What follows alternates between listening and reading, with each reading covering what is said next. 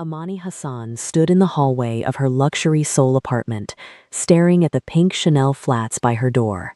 She knew those shoes. She'd been there when her best friend bought them, the same best friend who was currently upstairs with Amani's husband, laughing like they had every right to be there. What they didn't know was that the divorce papers were already in Amani's bag, unsigned but ready. Her best friend had just stolen a man Amani was already planning to throw away. And Amani was about to make sure everyone knew exactly who won this game. Before we keep going, I need you to do something for me. Hit that like button if you're already hooked, because this story is about to get wild. Trust me, you won't want to miss what happens next. The shoes by the door were pink. Blush pink Chanel flats, with the little gold chain across the top, size 230 millimeters. I knew, because I was there when Jia bought them.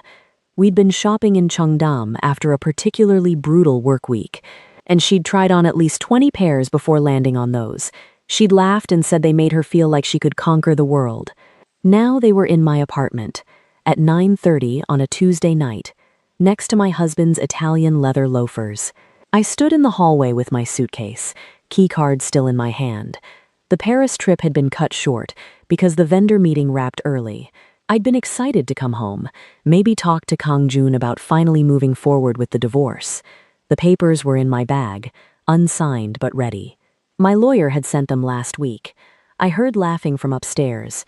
Her laugh, his laugh, the sound of wine glasses clinking. My hand went to the door handle, then stopped.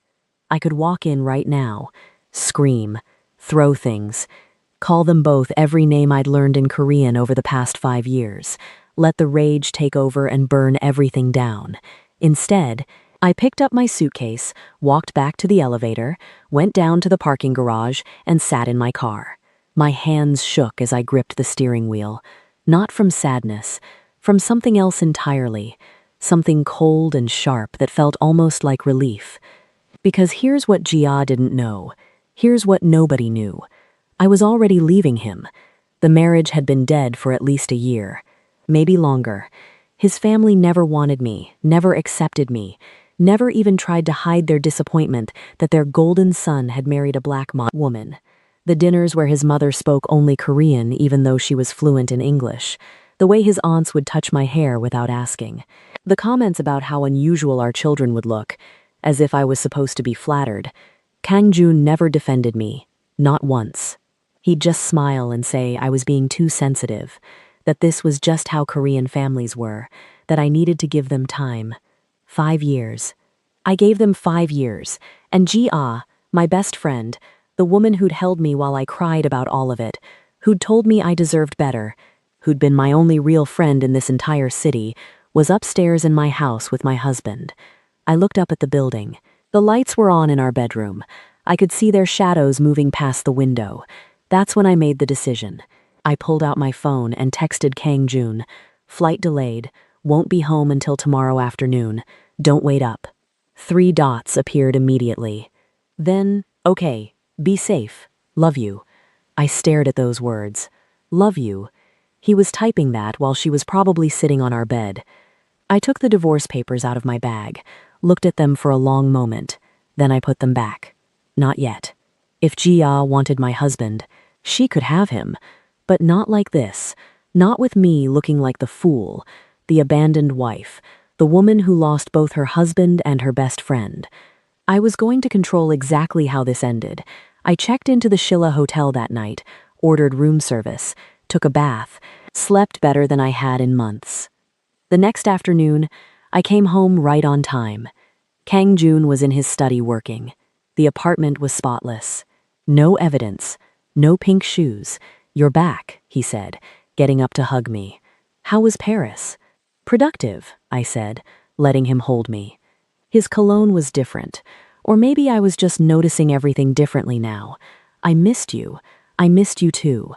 He pulled back and looked at me. You seem, I don't know, lighter somehow. I smiled. Maybe I'm just happy to be home. That evening, Jia called. I almost didn't answer. Then I did. You're back. Her voice was bright, cheerful. How was the trip? Tell me everything. I put her on speaker while I unpacked. It was good. Closed the deal with the fabric supplier. Oh, and I saw this little cafe that reminded me of that place we went to in Hongdae. Remember? We talked for 30 minutes. She asked about Paris. I asked about her week. Normal best friend conversation. She didn't sound guilty. She sounded exactly like she always did. That was the first test. I passed. The board meeting was on Thursday. I walked in wearing a white silk blouse and black tailored pants. Hair pulled back, makeup perfect. My company, Noir Soul, had been my baby for 3 years. We specialized in luxury fashion with African prints and Korean silhouettes. The combination had made us one of the most talked about brands in the city. The numbers from last quarter are exceptional, Director Kim said, sliding the report across the table. We're up 30% from this time last year. The collaboration with Galleria did well, I said, and the pop-up in Gangnam exceeded projections. We've had interest from investors, Director Park added. American investors. They want to expand Noir Soul internationally. This was good news. Great news, even. But I saw the look that passed between the board members. What is it? I asked. Director Kim folded her hands. They want to meet you and your husband. They're very interested in the... How do I say this? The cultural bridge your marriage represents. Korean and American. They think it's good branding. Of course they did. My marriage had always been part of my brand, whether I wanted it to be or not. The fashion director who married into one of Seoul's elite families. The love story that crossed cultures. That can be arranged, I said smoothly. I texted Kang Jun after the meeting. Need you for a business dinner next week. Investors. Can you clear your schedule? Of course. Anything for you. I stared at that text. Anything for you. He'd been saying that a lot lately, being extra attentive. More compliments. More random gifts. Guilt, probably. Ji-ah and I met for lunch on Friday at our usual spot in Gangnam. She was already there when I arrived, scrolling through her phone. She looked up and waved, and for just a second, I saw something in her eyes.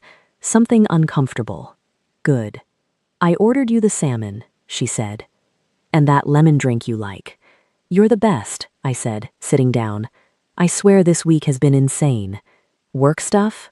Always. I took a sip of water, but also Kang Jun has been acting strange. I watched her face carefully. There, a tiny flinch. Strange how? She asked. I don't know, just more attentive, like he keeps asking me how my day was and actually listening to the answer. He brought me flowers yesterday. No reason. Maybe he just missed you while you were in Paris, Jia said. Maybe. I paused. Or maybe he feels guilty about something. The air between us went tight. Why would he feel guilty? Her voice was measured, careful. I shrugged. I don't know. You know how marriage is. Sometimes you just get a feeling. The food arrived and we changed topics. She told me about a client who was being difficult. I told her about the investor dinner. Normal conversation. But underneath it all, I could feel the current. The thing we weren't saying. She knew that I knew. And I knew that she knew that I knew. We were both just performing now. That night, Kang Jun suggested we go out to dinner. Somewhere nice. Just the two of us. Is this about the flowers? I teased. Can't a man take his wife out without a reason? We went to a Japanese restaurant in Cheongdam, one of those places where you needed a reservation 3 weeks in advance, and the chef knew your name. Kang Jun had connections. He ordered for both of us in Japanese, something he knew I found impressive even though I'd never admit it. We talked about safe things, his current project, a new building in Songdo, my upcoming fashion show, his parents, who were visiting Japan and would be back next month. They want us to come to dinner when they return, he said. Of course they do. Amani. He reached across the table and took my hand. I know things have been difficult with them, but I really think they're trying. I looked at our hands, his skin against mine. 5 years ago, this had felt like everything. This beautiful man who chose me despite what we can have dinner with them. He smiled, relieved. You've been different lately. In a good way. More, I don't know, present? I'm working on myself, I said, which was true, just not in the way he thought. We finished dinner and he paid. And we walked back to the car with his arm around my waist. A photographer caught us outside the restaurant. We were used to it by now. Kang Jun's family was prominent enough that we occasionally ended up in society pages. Mr. Seo, Mrs. Seo, smile please, the photographer called out. We smiled. The flash went off. Another perfect picture of a perfect couple. In the car, Kang Jun's phone buzzed. He glanced at it and quickly turned it over. Work? I asked innocently. Yeah, just a client. Liar. When we got home, he suggested watching a movie. We sat on the couch and he pulled me close, and I let him. His hand traced patterns on my shoulder, and I focused on my breathing, on staying still, on not pulling away. I love you, he said during a quiet part of the movie. I love you too, I said back. The words came out smooth and easy, because they were just words now. They didn't mean anything. His phone buzzed again. This time, I saw the screen. Jia's name flashed for just a second before he declined the call. My heart rate didn't even spike. I just filed the information away. You sure you don't need to get that? I asked. It's nothing important. The movie ended, and we went upstairs. He wanted to be close, and I didn't say no. I played the part, touched him in all the familiar ways, let him touch me, closed my eyes, and thought about anything else. The investor meeting, the new fabric shipment coming next week, whether I needed to update my resume even though I owned the company. Afterward, he fell asleep quickly. I lay there staring at the ceiling. My phone vibrated on the nightstand. A text from Jia. Sorry for calling so late. Need to talk when you have time. I typed back, tomorrow? Coffee? Perfect. 10 a.m. at the usual place? See you then. I turned off my phone and listened to Kang Jun breathe. Steady, deep, peaceful. He had no idea what was coming. Saturday morning, I woke up early, did my skincare routine, put on a casual outfit, jeans and a sweater. Natural makeup. I needed to look approachable, trustworthy. GI was already at the coffee shop, sitting in our usual corner booth. She had dark circles under her eyes. You look tired, I said, sitting down. I haven't been sleeping well. What's wrong? I put my hand over hers. You know you can tell me anything. She looked at me for a long moment. I could see her struggling with something. The guilt was eating her alive. It's complicated, she finally said. Try me. I think, she paused. I think I have feelings for someone I shouldn't have feelings for. I kept my face neutral, concerned. Is he married? It's not, I mean. She pulled her hand back. I can't really talk about it. Jiasha, we've been friends for 3 years. You've seen me at my worst. Whatever this is, you can trust me. The irony was not lost on me. Have you ever wanted something even though you knew it would hurt people you care about? She asked. Of course. Everyone has. But what if you couldn't stop yourself? What if the wanting was stronger than the knowing better? I took a sip of my coffee. Then I guess you have to decide what you can live with. The guilt of wanting it or the regret of never having it. She looked surprised. That's very understanding of you. I'm a lot more understanding than people think. We sat in silence for a moment. She was waiting for me to push, to ask more questions. I didn't. How are things with Kang Jun? She asked instead. Good. Really good, actually. Yeah? We had dinner last night. Spent time together. It felt like old times. I watched her face fall. Just slightly, just enough. That's great, she said. I'm happy for you. Are you? Of course I am. You're my best friend. I smiled. And you're mine. We finished our coffee and she left first, claiming she had errands to run. I stayed behind and ordered another Americano, pulled out my laptop and answered emails. Normal Saturday morning. My phone rang. Kang Jun. Hey, where are you? Coffee shop. Working a bit. Why? I thought maybe we could do something today. Just us. This was new. Kang Jun usually spent Saturdays golfing with his friends or at his office. What did you have in mind? I don't know. Walk along the river? Get lunch? I just want to spend time with you. The guilt was really getting to him. Sure, I said. I'll be home in 20 minutes. We spent the day together, walked along the Han River, got street food from a vendor, took pictures. He posted one on his Instagram with the caption, "My favorite person." The comments rolled in immediately, heart emojis. You two are so beautiful together. Relationship goals. I wondered if Jia saw it. That evening, my lawyer called. Amani, I need to know if we're moving forward with the divorce proceedings. I have the papers ready, but I need your signature. I looked across the living room at Kang Jun, who was on his laptop, probably working. Can I call you back? I said quietly. Of course. But we should move soon if you want to. I hung up, and Kang Jun looked over. Everything okay? Just work stuff. He nodded and went back to his laptop. His phone buzzed. He looked at it, and his jaw tensed slightly. I need to make a call, he said, getting up. Work thing. He went into his study and closed the door. I walked quietly to the hallway. His voice was low, but I could make out some words. I can't. Not right now. I told you, this isn't a good time. We need to stop. Silence. Then, because I'm trying to fix my marriage. I walked back to the living room and sat down, picked up my own phone, opened my messages with Jia. Hey, want to get our nails done next week? I'm thinking that place in Apgujeong. She responded immediately. Yes. I need a distraction. Boy troubles? I typed back. 3 dots appeared. Disappeared. Appeared again. Something like that. Well, that's what wine and good company are for. Thursday work? Perfect. Kang Jun came back into the living room. He looked stressed. Want to talk about it? I asked. About what? Whatever's bothering you. He sat down next to me, ran his hands through his hair. It's just work, a difficult client. You sure that's all it is? He looked at me. Really looked at me. Why do you ask? Because you've been different lately.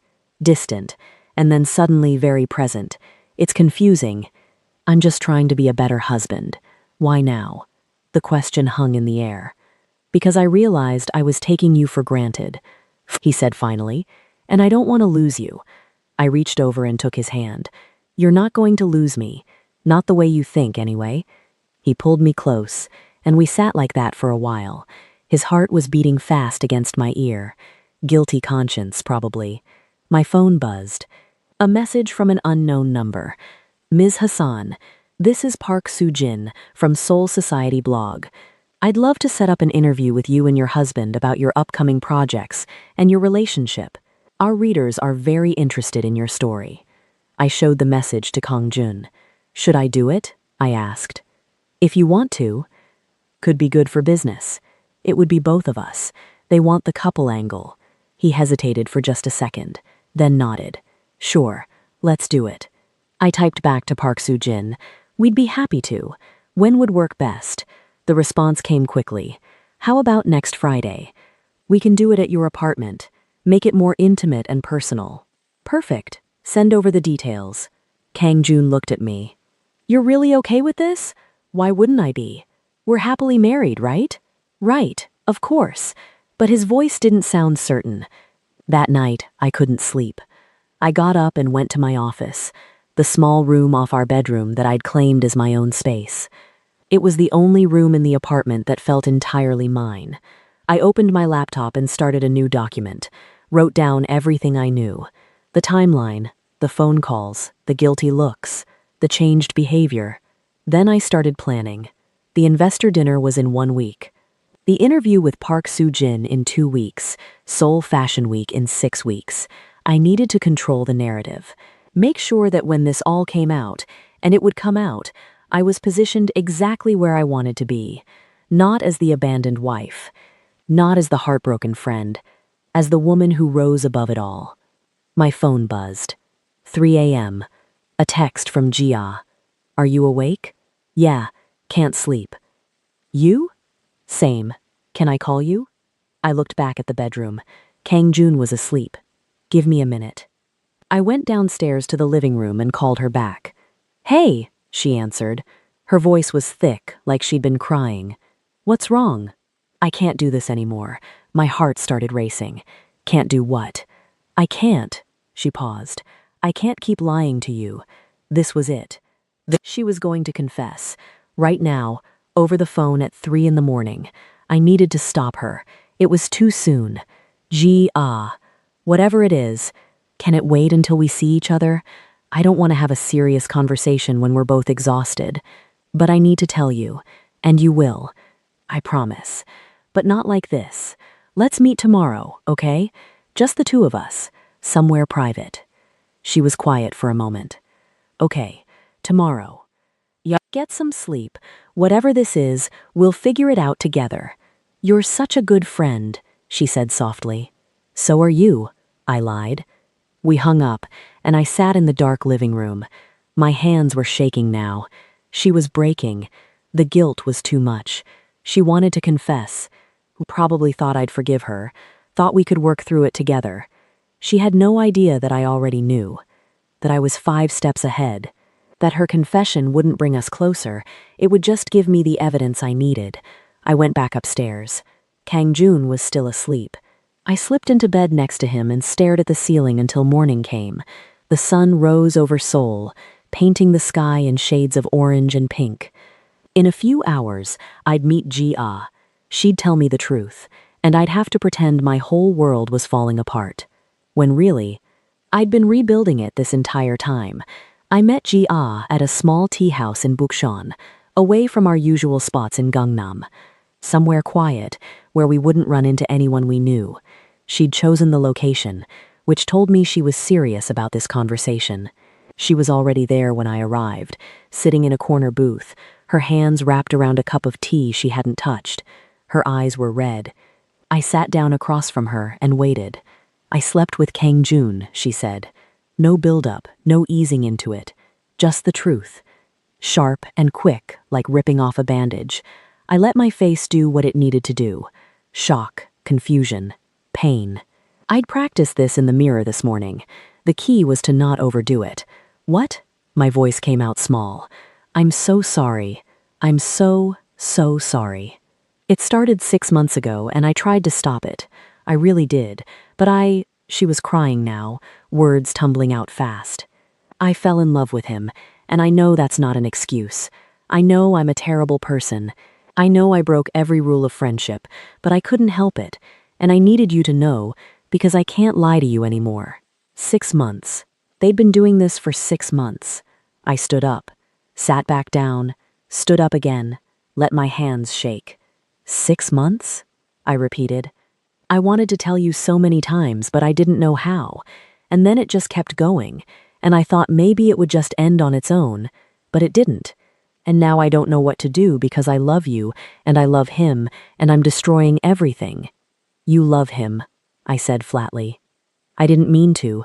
You didn't mean to sleep with my husband for 6 months? People at nearby tables were starting to look. Ji-ah noticed and lowered her voice. Can we go somewhere more private? No. I grabbed my bag. I need to go. I can't. I need to go. I left her there. Walked out of the tea house and down the street. Turned the corner and kept walking until I was sure she couldn't see me anymore. Then I stopped.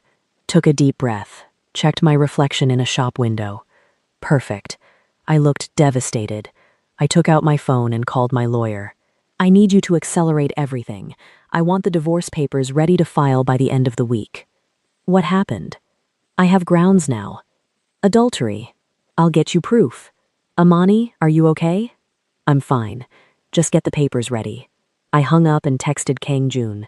Coming home, we need to talk. Then I called my assistant. Clear my schedule for today. Something personal came up. Is everything all right? It will be. When I got home, Kang Jun was in the living room waiting. He looked nervous, which meant Ji-ah had already called him. Good. She told you, he said. I just looked at him. Amani, please, let me explain. Explain what exactly? Explain how you slept with my best friend? Explain how you looked me in the eye every day for 6 months while lying to me. It was a mistake, a huge mistake. It's over now. I ended it. I told her we couldn't do this anymore. When? Last week. When you were in Paris. That's why I've been trying so hard, why I've been more attentive. I realized what I was risking, and I couldn't lose you. I laughed. Actually laughed. You couldn't lose me? Kang Jun? You already lost me. No, please. We can work through this. We can go to counseling, we can figure this out.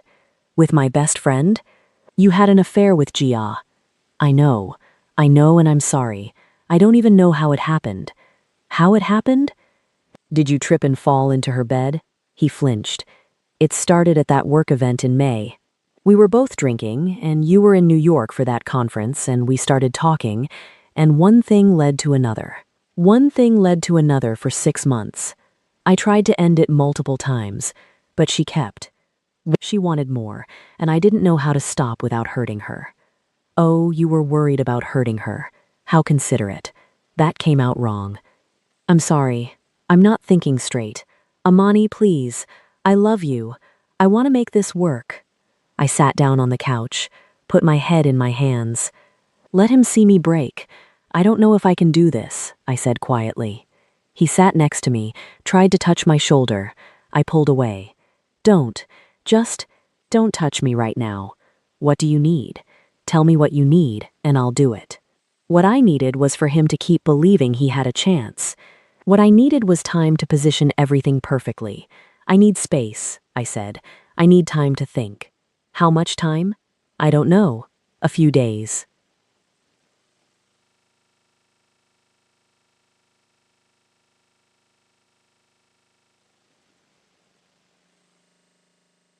A week. I need to process this. The investor dinner is on Wednesday. I looked up at him.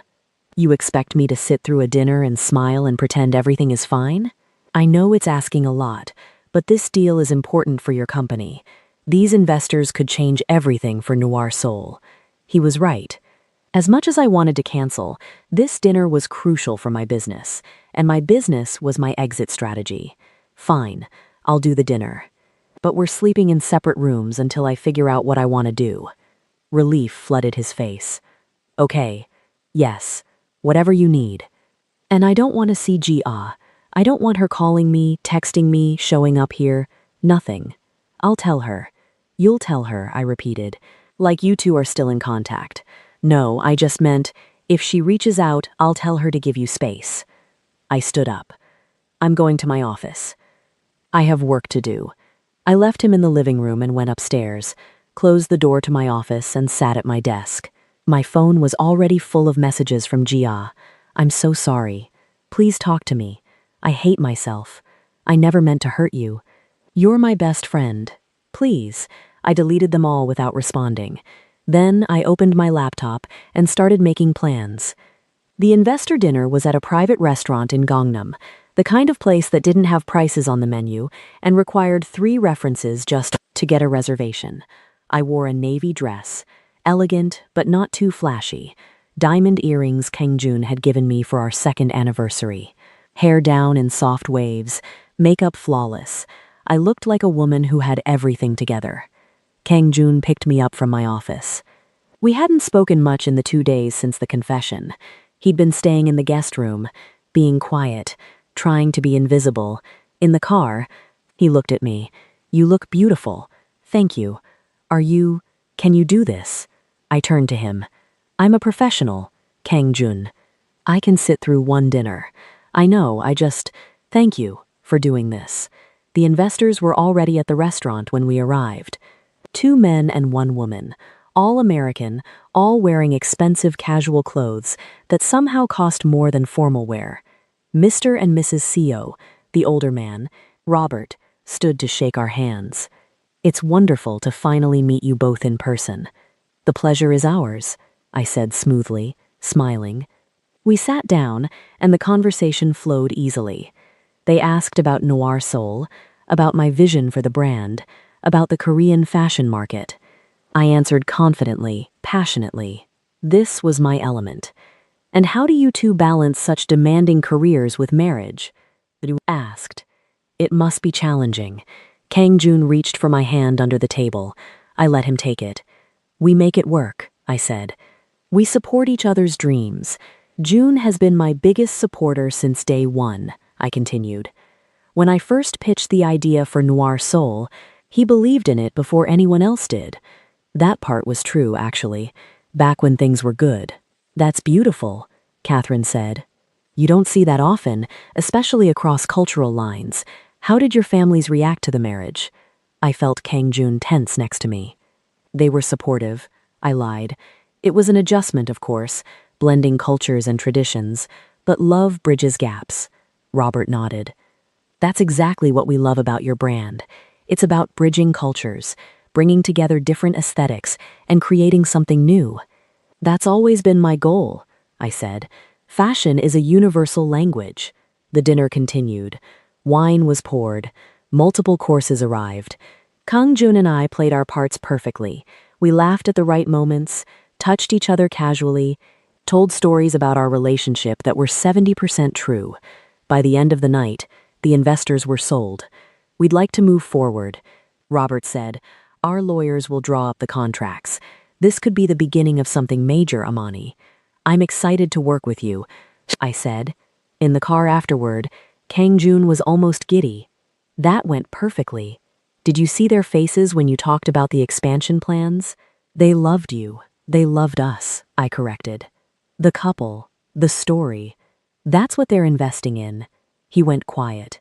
I know you're still angry, he said, but tonight, it felt like old times, like when we first met, and everything was easy. Nothing was ever easy. Kang Jun. You know what I mean. I looked out the window at the Seoul lights passing by. Do you remember what you said to me when you proposed? I said a lot of things. You said you'd always choose me, that no matter what your family said, no matter what society said, you'd always choose me. I meant it. Did you?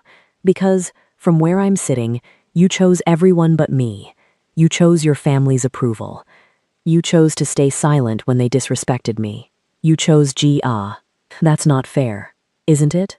We pulled up to the apartment building. Neither of us moved to get out. What do you want from me? He asked. Tell me how to fix this. I don't know if you can. So that's it? You've already decided? I turned to look at him. You had an affair with my best friend for 6 months. What did you think would happen? I thought maybe we could work through it.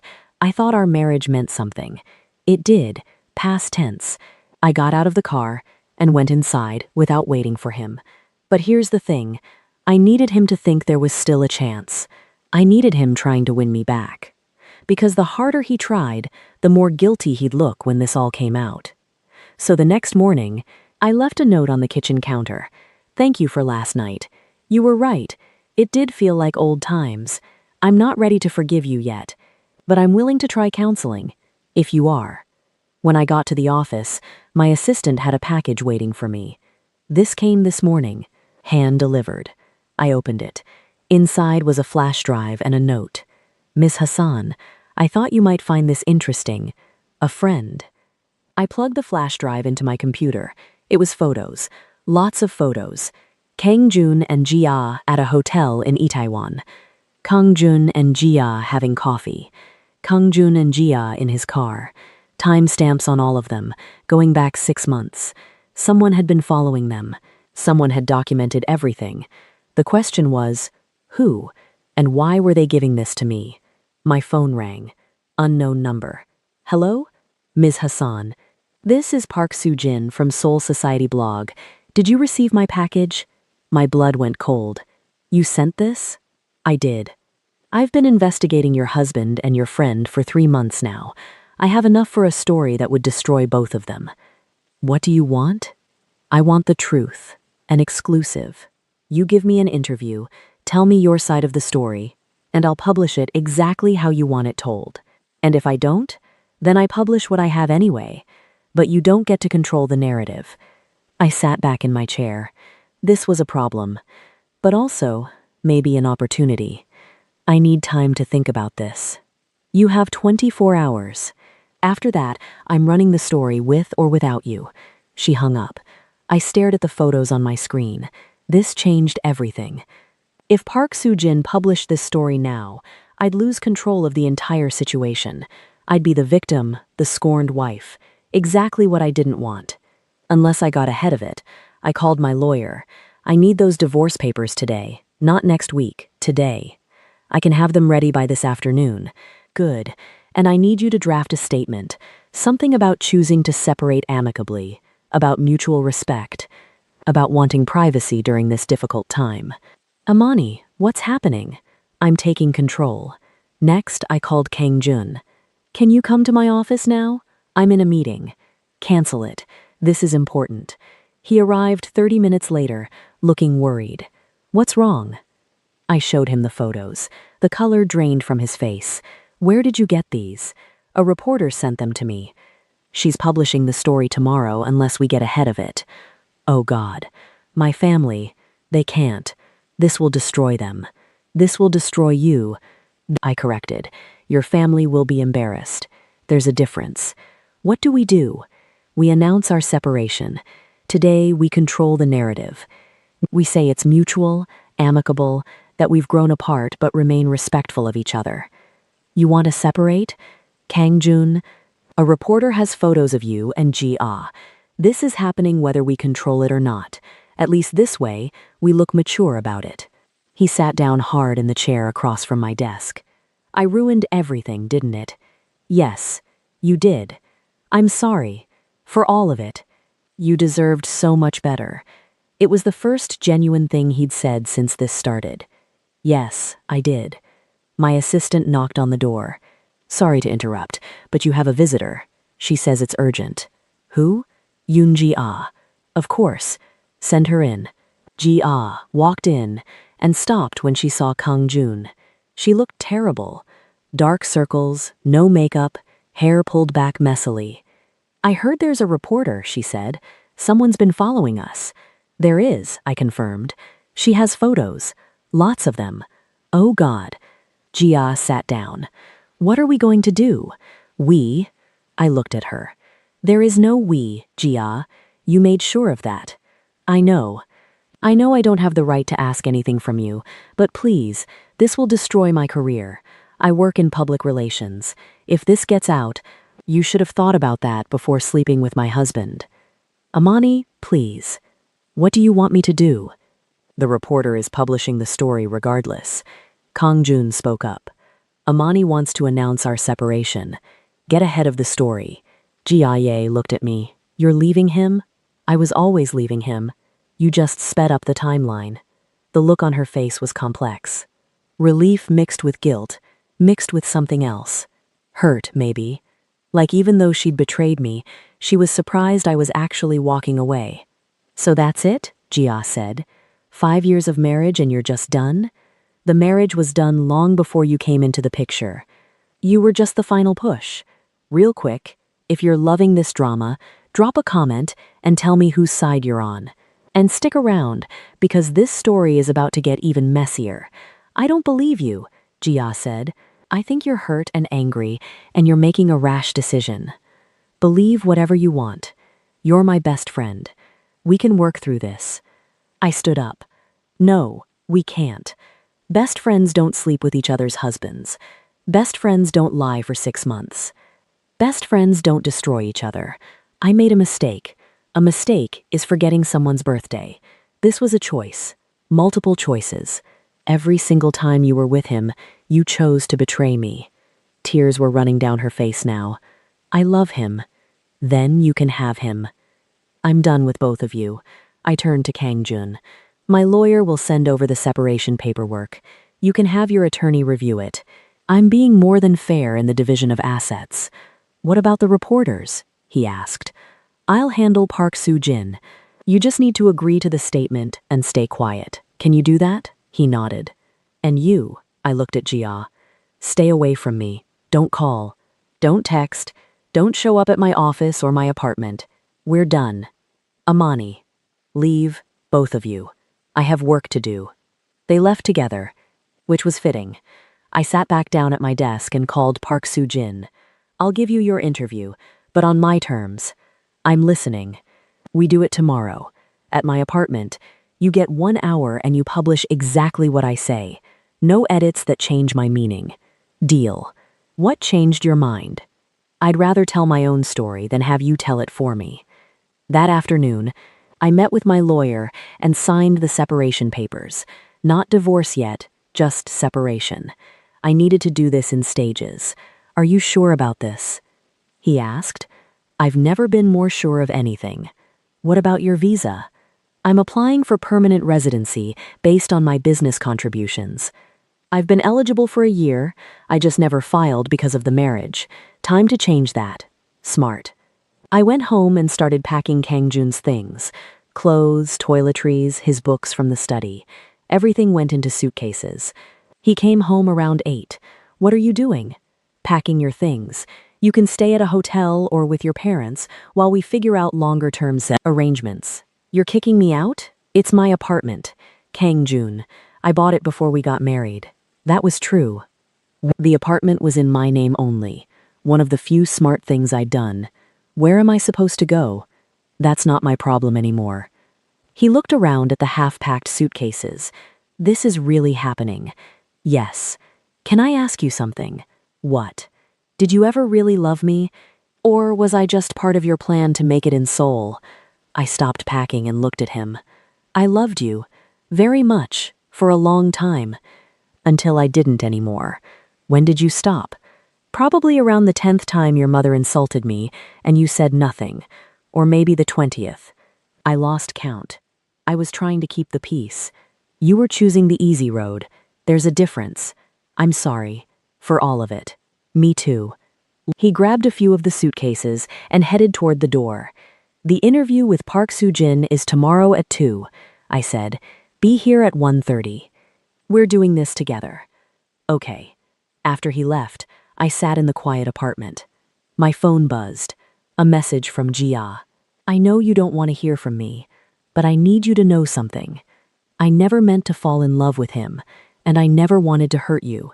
You were the best friend I ever had. I stared at the message for a long time. Then I typed back. If I was really your best friend, you wouldn't have been able to do what you did. Don't contact me again. I blocked her number. That night I barely slept. Tomorrow was the interview. Tomorrow, the story became public. Tomorrow, my perfect life in Seoul would officially end. But I'd be the one ending it. On my terms, my way. The next morning, I got ready carefully. Chose a cream-colored sweater and black pants. Simple, elegant. Not trying too hard, but not like I'd given up. Hair and makeup natural. I needed to look like a woman who was sad but strong. Hurt but surviving. Park Soo-jin arrived exactly at 2 with a photographer and a recording device. Thank you for doing this, she said. Let's just get it done. Kangjun was sitting on the couch looking uncomfortable. The photographer took a few shots of us together, not touching. The distance between us was obvious. So, Park Soo-jin began, you're separating. We are, I confirmed. Can you tell me what led to this decision? I took a breath. Our marriage has been struggling for a while. We tried to make it work, but ultimately we realized we want different things. We're choosing to separate amicably and with mutual respect. There are rumors about an affair. Kangjun tensed. I'm not going to comment on rumors, I said calmly. What I will say is that Kangjun and I are both human. We both made mistakes in this marriage. We're choosing to end things before any more damage is done. Very diplomatic. What about your business? Will this affect Noir Soul? Absolutely not. Noir Soul is my company. I built it, and I'll continue building it. If anything, this gives me more time and energy to focus on what I'm passionate about. And what about you, Mr. Seo? What led to this from your perspective? Kangjun cleared his throat. Amani is an incredible woman. I failed to appreciate that. I take full responsibility for my actions that led to this separation. I respect her decision, and I wish her nothing but the best. It was a good answer, vague but apologetic. Park Soo-jin asked a few more questions. About our relationship timeline. About whether reconciliation was possible. About how we plan to divide assets. I answered everything carefully. Gave her enough to write a story, but not enough to make it scandalous. After an hour, she packed up her equipment.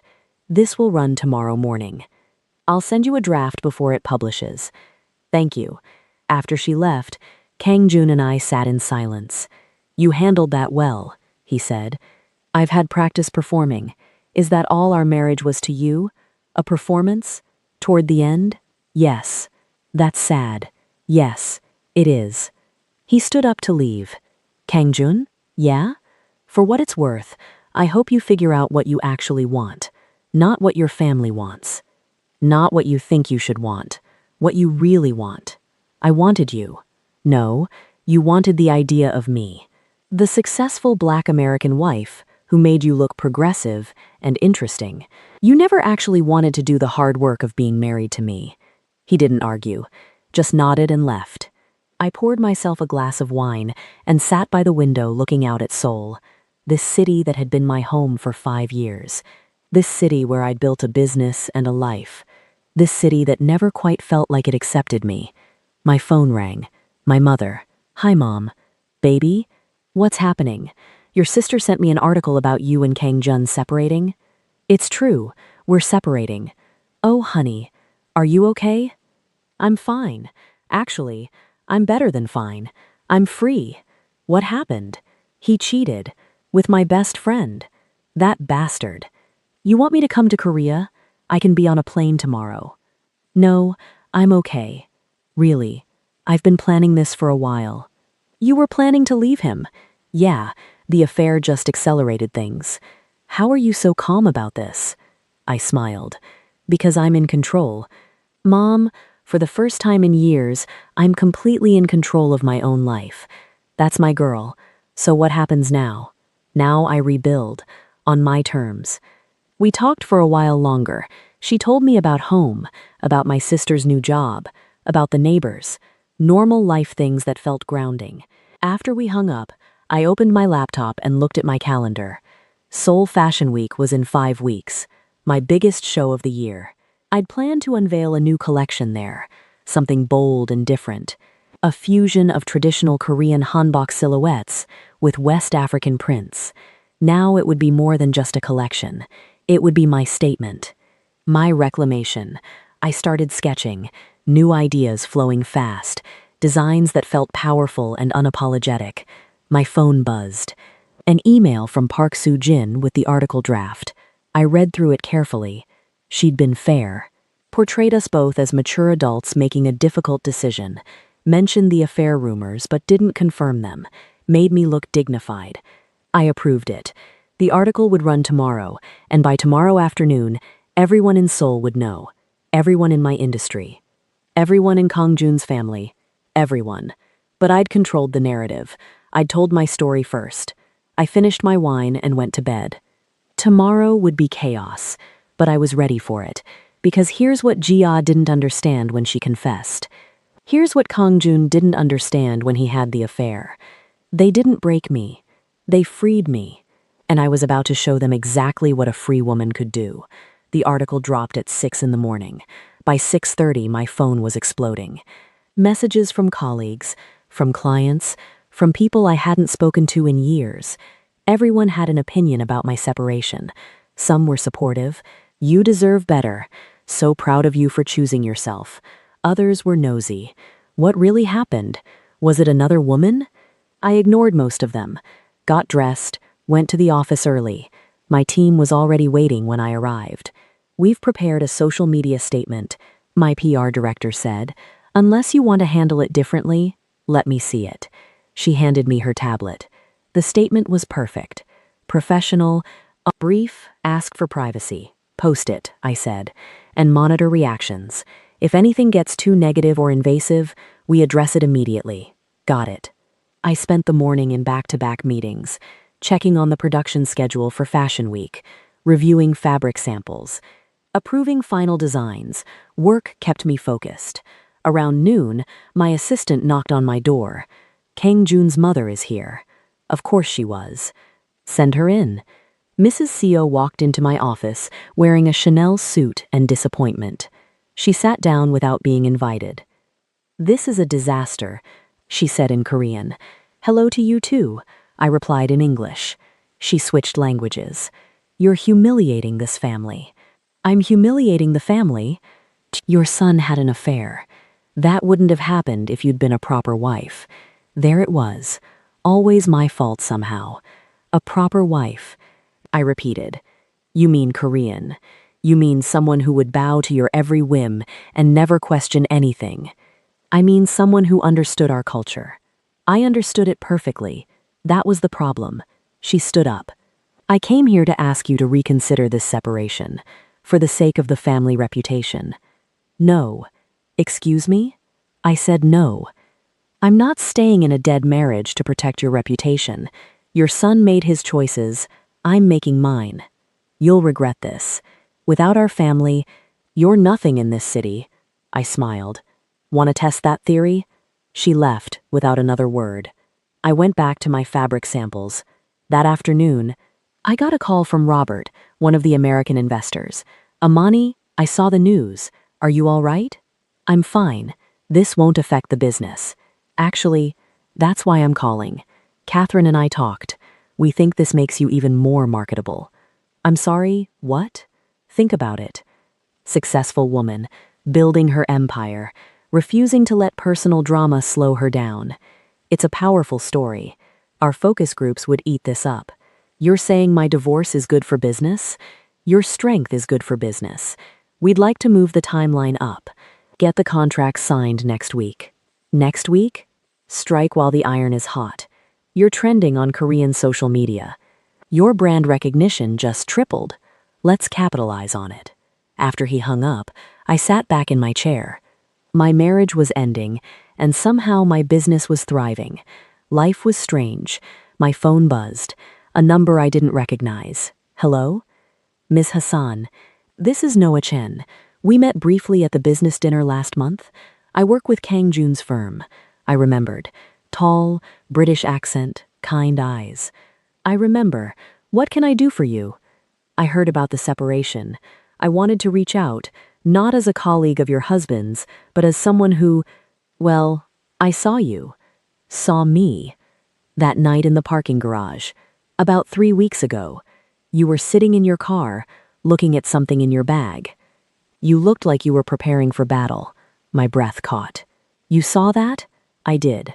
I almost knocked on your window to check if you were okay, but something told me you needed that moment alone. Why are you telling me this?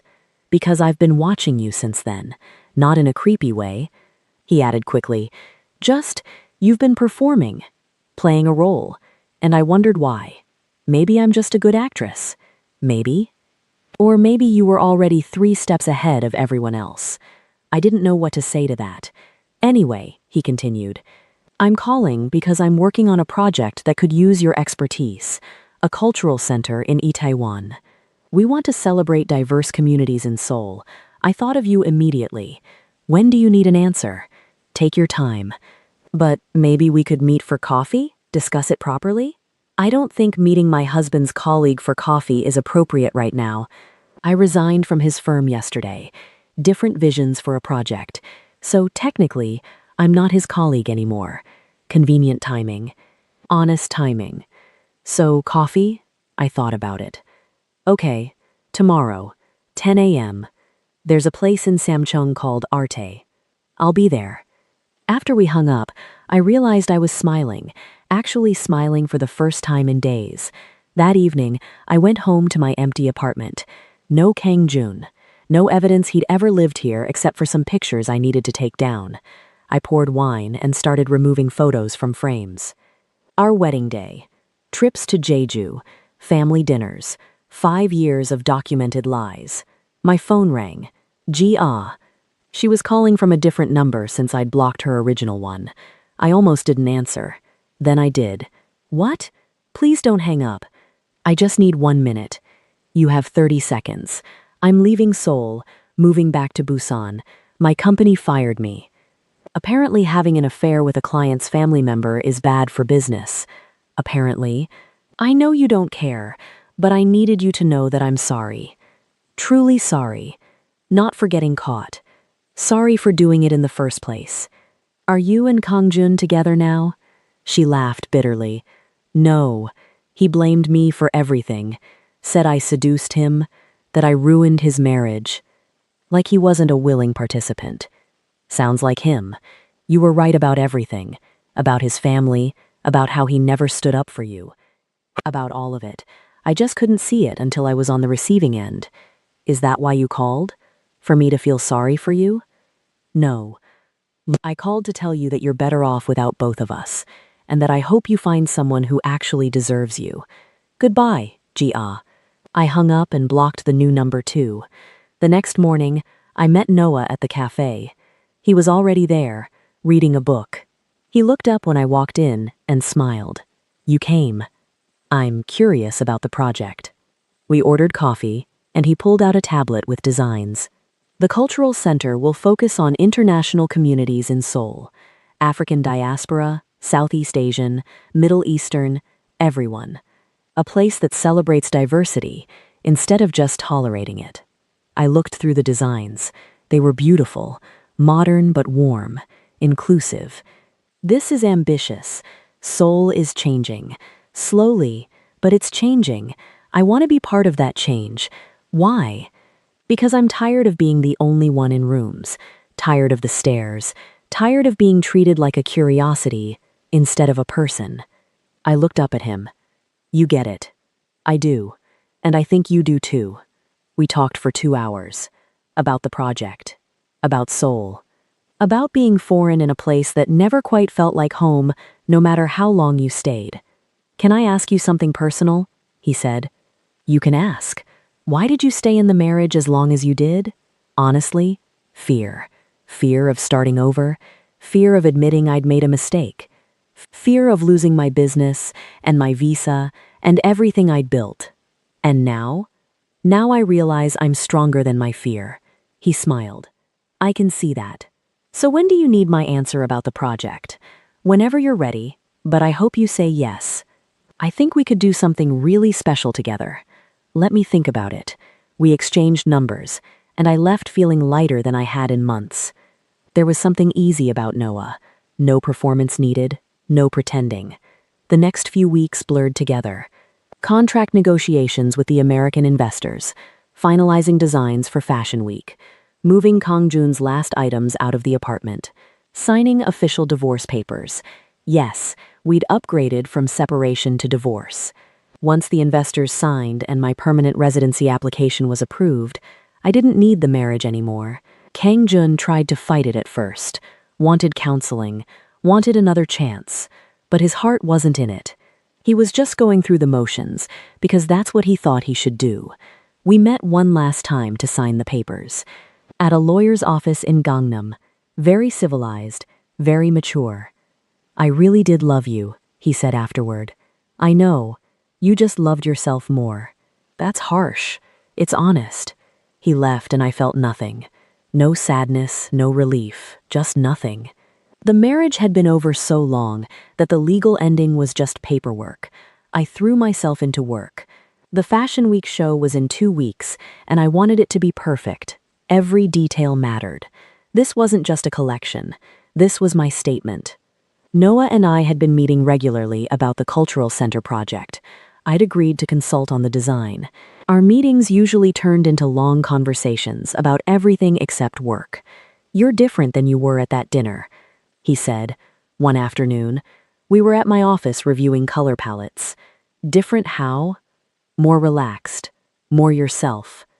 Maybe I'm just good at hiding. Or maybe you don't have to hide anymore. He held my gaze a beat too long. There was something there. Something that made my stomach flip. Noah, I know. Too soon. You just got divorced. But I need you to know that I see you. The real you. And I like what I see. I don't know if I'm ready for this. I'm not asking you to be ready. I'm just being honest about where I stand. The week before the show, chaos erupted. My lead model got sick. A fabric shipment was delayed. The venue had a plumbing issue. Everything that could go wrong did. We can push the show back, my assistant suggested. Absolutely not. We fix this. All of it. We found a replacement model, expedited the fabric shipment, moved to a backup venue. I barely slept for 3 days straight. Noah showed up at my office at midnight on Thursday with coffee and snacks. Your assistant told me you've been here for 16 hours.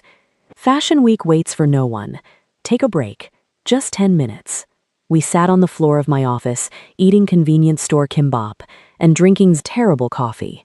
"Why does this show matter so much?" he asked. "Because it's my proof." "Proof of what?" "That I can build something here. That I belong here. That I don't need a Korean husband or family connections or anyone's approval. Just my talent and my vision. You've already proven that. Not publicly. Not like this." He bumped my shoulder with his. "You're going to kill it. You know that, right?" "I hope so. I know so. I've seen the designs. They're incredible." We sat in comfortable silence for a moment. "Can I take you to dinner after the show?" he asked. "Celebrate properly?" "Are you asking me on a date?" "I'm asking if you'd let me buy you food." "Whether it's a date is up to you." I smiled. "Okay. Yes, food sounds good." The morning of Fashion Week, I woke up at 5, got ready carefully. This was my day. I wore one of my own designs, a dress that combined traditional Korean pojagi patchwork with kente cloth patterns. Bold, unapologetic, perfectly me. The venue was packed. Every major fashion editor in Seoul, influencers, celebrities, and yes, some people who probably just came to see the recently divorced designer either triumph or fail. I saw Kang Joon in the crowd. He'd come with his parents. Our eyes met briefly. He nodded. I looked away. 2 rows behind him, I saw Ji-ah. She'd come back from Busan, apparently. She looked sad, but she smiled at me. I didn't smile back. Then I saw Noah, front row. He gave me a thumbs up, and I felt my nerves settle. The lights dimmed. The music started. My collection came to life. Models walked the runway wearing my vision. Korea meets Africa. Tradition meets innovation. East meets West. Every piece told a story about bridging worlds, about belonging to multiple places at once, about creating your own identity. The audience was silent. Then they started clapping. Then they stood up. A standing ovation.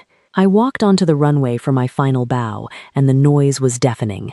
Cameras flashed. People cheered. I'd done it. Backstage was chaos. Editors wanting interviews. Buyers placing orders. Influencers asking for photos. My team was overwhelmed in the best possible way. "Amani." My PR director grabbed my arm. "Vogue Korea wants to do a feature. Harper's Bazaar wants an interview. And 3 department stores want to carry the collection." Set it all up. I did quick interviews. Smiled for photos. Thanked everyone who'd helped make the show possible. Then I saw her, Park Soo-jin, the reporter who'd broken my separation story. "That was incredible," she said. "Can I get a quote?" "Sure." "What inspired this collection?" I thought about it.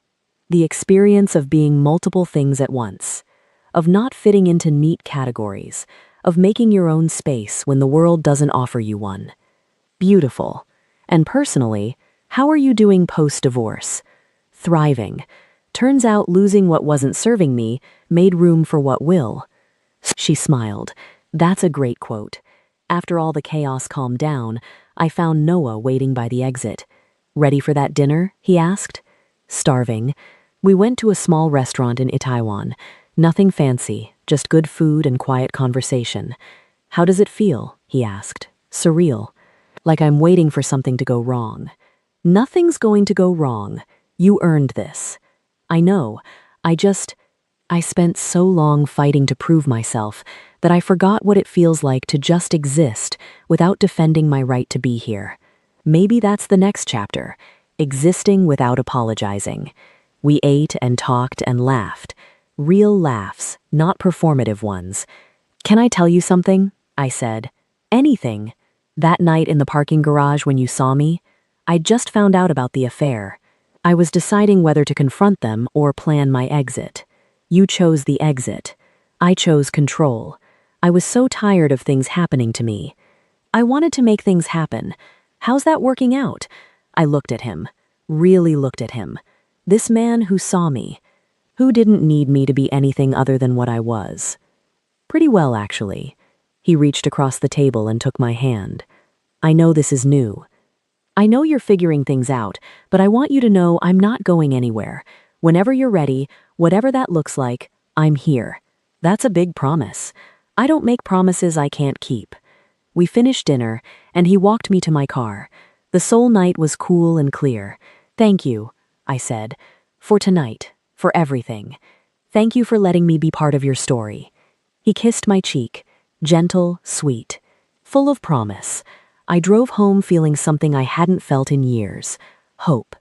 The next morning, I woke up to my phone exploding again. But this time it was good news. The fashion show was trending. My collection was being called groundbreaking. Orders were pouring in. Noir Seoul was officially a major player in Korean fashion. I made coffee and sat by my window looking out at the city. Seoul. This complicated, beautiful, frustrating city that I'd built a life in. My phone rang. My mom. Baby, I saw the videos online. That show was incredible. Thanks, Mom. I'm so proud of you. Look at you, thriving after everything. I'm trying. You're doing more than trying. You're succeeding. And you're doing it on your own terms. We talked for a while. About the show, about the divorce being final, about Noah. He sounds nice, she said. He is. It's early, though. I'm not rushing into anything. Good. Take your time. Figure out what you want. After we hung up, I opened my laptop. I had emails from buyers, interview requests, collaboration offers. My business was exploding. But more than that, I had freedom, real freedom.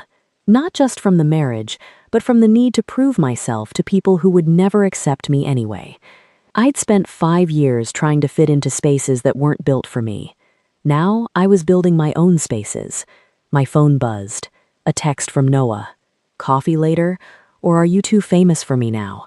I smiled and typed back. Never too famous for coffee. Same place? See you at 3. I got ready and went to my office.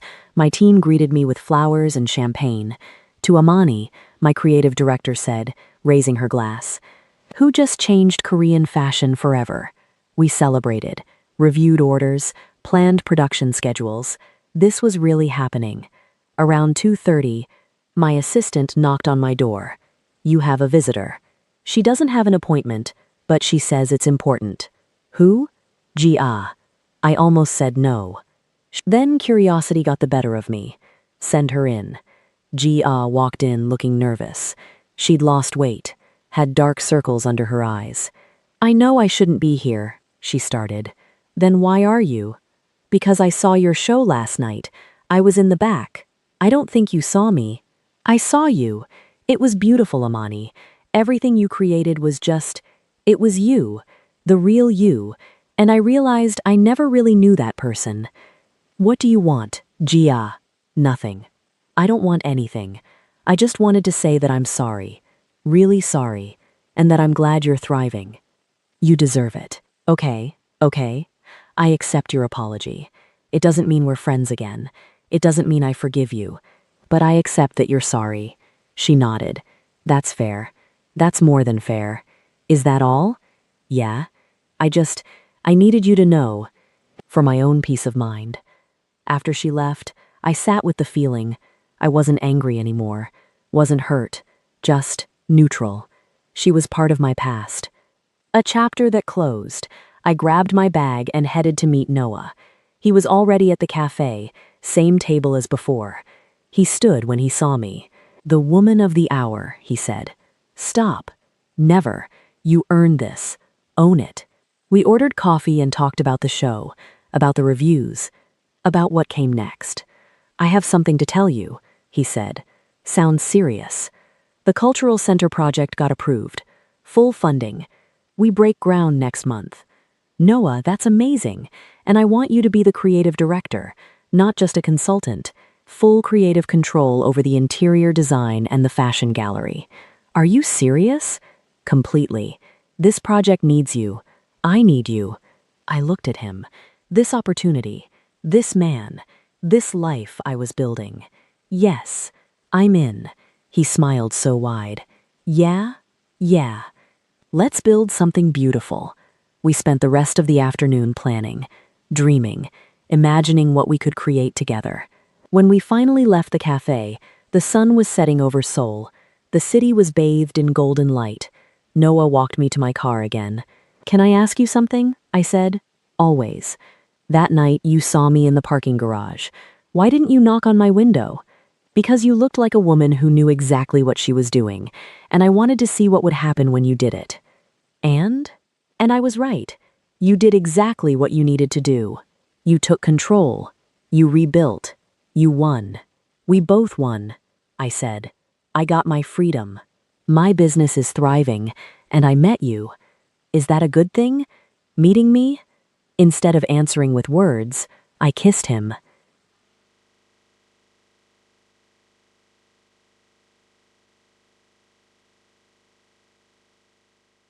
Right there on the street in Samcheong. A real kiss. Not performative, not for show, just honest. When we pulled apart, he was smiling. I'll take that as a yes. Definitely a yes. I drove home feeling lighter than I had in years.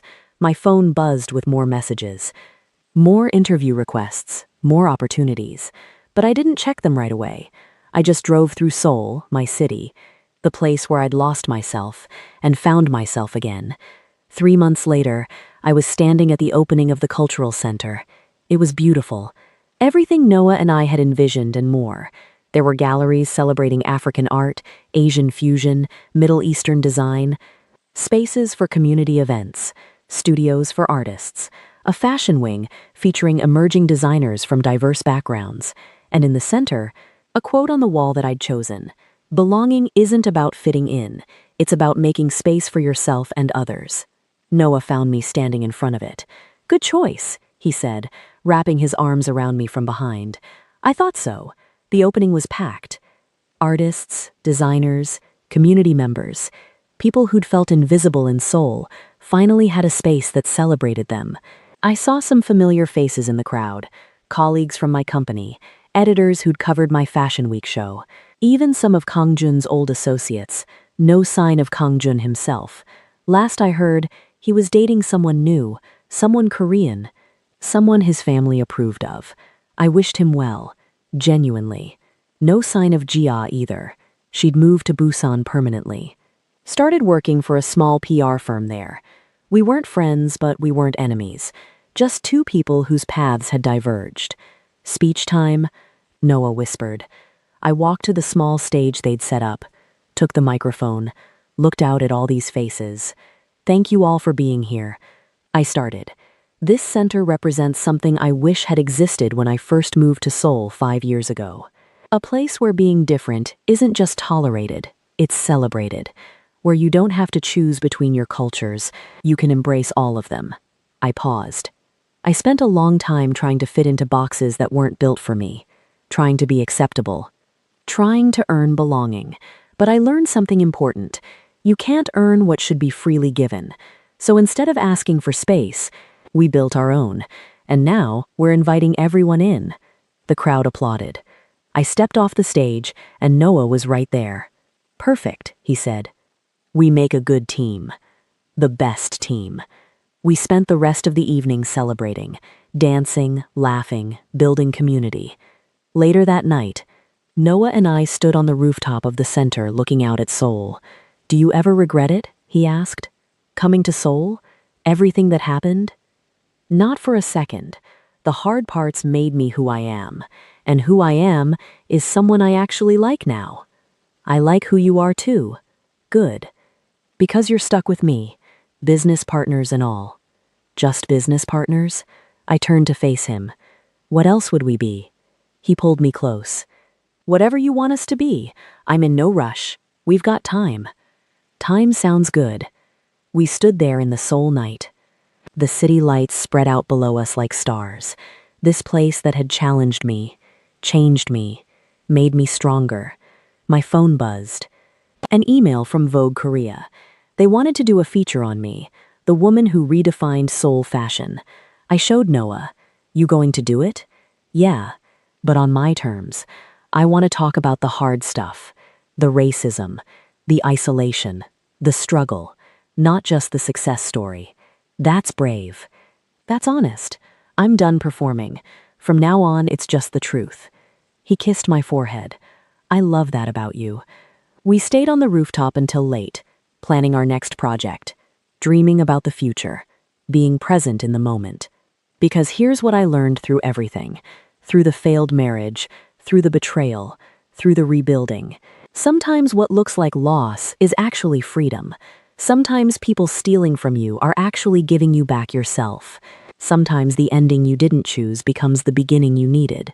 Gia thought she stole my husband, but really, she gave me my life back. And I was just getting started. 6 months after the cultural center opening, Noir Soul expanded to 3 new locations. Noah and I were working on a second community project, and we were officially together, taking it slow but steady.